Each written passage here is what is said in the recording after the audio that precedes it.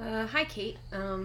First of all, I completely appreciate your cat showing up in your video. I'm sure I've mentioned in class before that I am quite fond of cats and have a few of my own. So I thought that was adorable. But I wanted to speak just a little bit or respond to part of your video in the beginning where you're talking about having a learning objective, explicitly before a lesson plan. And that was something too that I learned when I was first teaching at Chris Library.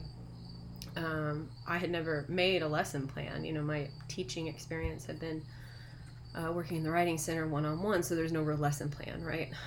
The students kind of set the lesson plan and the learning objectives and things like that.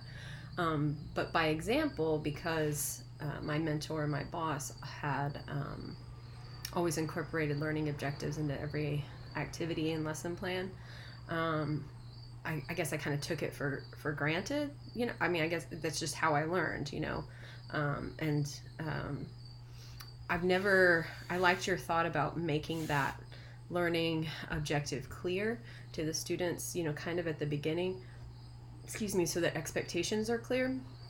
I've never really done that, but I have seen it done, and it seemed to be effective. So, one of the librarians who does all the information literacy for the College of Business and Communications and stuff, and marketing, those students, she teaches those students a little differently than we teach the Comp 2 students, in that at the beginning of her lesson on the board, she writes, "At the end of today, you will be able to A, B, C, D, whatever," so that the students know and are kind of primed for the learning that they're about to get, and can also kind of see maybe some of the advantages of learning those things, right? So if it's, you'll know how to access the databases, you'll know how to focus a search string, you'll know how to do, X, Y, Z.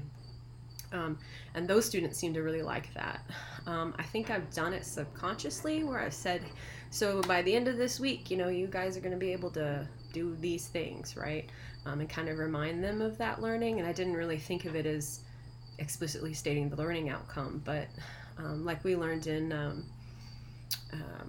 assessments class last semester, right? That setting students' expectations can be really important, but then also assessing it at the end. So, even for just a small lesson, what kind of assessment do you do? If it's just a quick verbal, check to say, hey, do you get it? Or, some way of asking them if they've gotten it.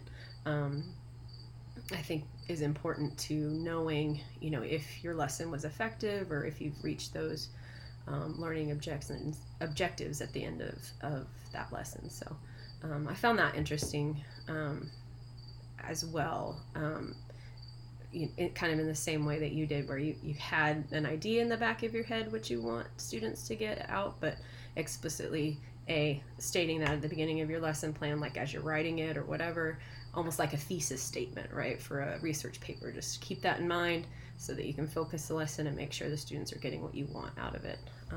Yeah, I agree.